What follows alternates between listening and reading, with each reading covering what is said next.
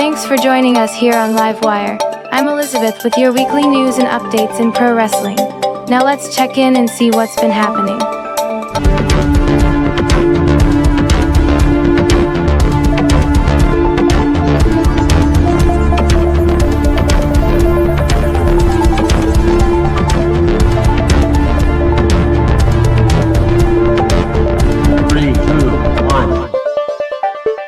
Billy Jack Haynes has been transported to the Multnomah County Detention Center in Portland, Oregon, after being officially charged with the murder of his wife. KOIN6 reported that after being released from the hospital on Wednesday, Haynes was booked on charges of murder in the second degree and unlawful use of a weapon.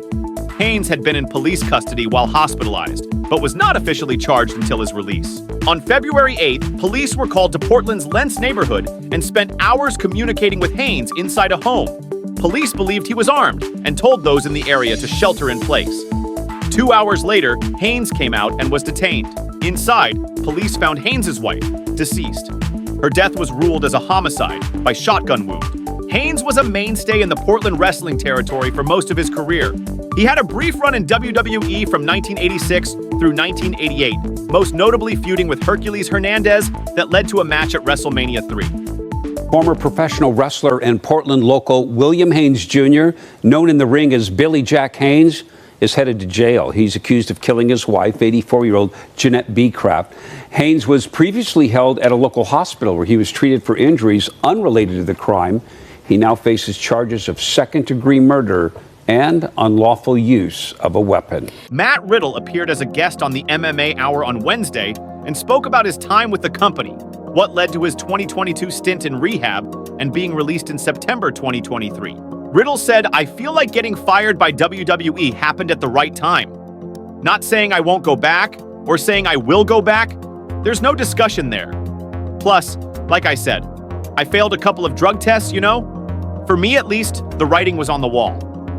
I'm very good in the ring, I'm entertaining, but at the same time, especially with WWE and how they want to be perceived, I don't think I was a good fit, at least at the time." Well, you're allowed to smoke weed. I did it. I went to the strip club and did some cocaine a couple times, and I failed a drug test for that. That was the first one? That was the first one. That was for all of them. It was cocaine each time. You know? So now that you're independent, right? You do whatever you want. You're not subjected to these drug tests. How do you make sure that you don't go in the complete opposite direction? I think it's just the lifestyle choice. I don't want to feel that way, because the thing is also in rehab, you go over the cons, you know, and then you actually look at the pros and realize how cool were the pros. And it's was it at the end of the day, was it fun in the moment? Yeah, of course, that's what it does. It makes you feel good. But at the end of the day, it wasn't fun. I'd feel like crap the next day. I'd be disappointed in myself and everything else.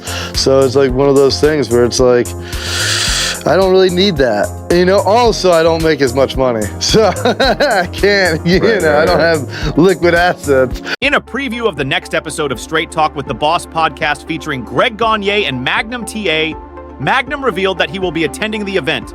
Magnum says he received a call about coming to the show from his longtime friend, Tony Schiavone.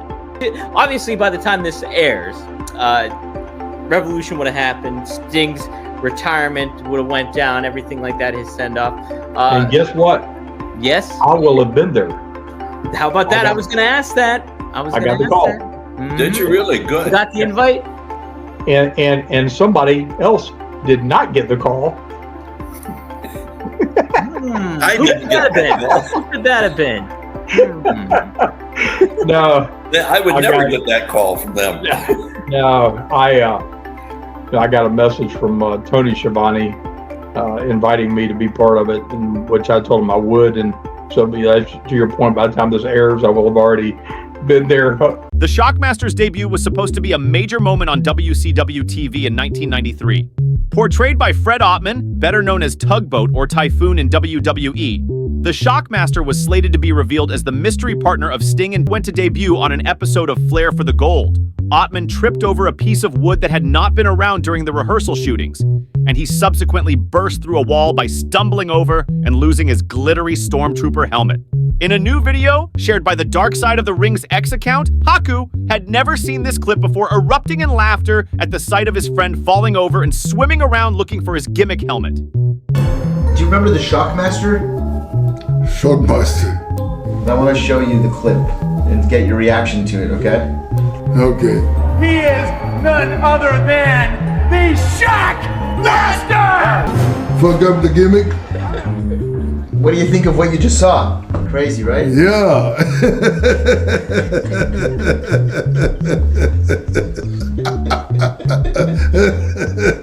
Oh my goodness. It looked like he hit that thing and come down. he was looking for the gimmick on top, swimming and looking for the gimmick.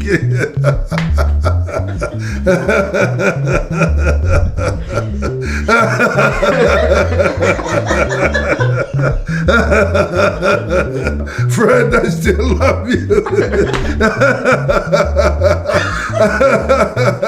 I never seen that shit before. Oh my god. Oh man, there was something. You've never seen that before. I never seen that before. Believe me.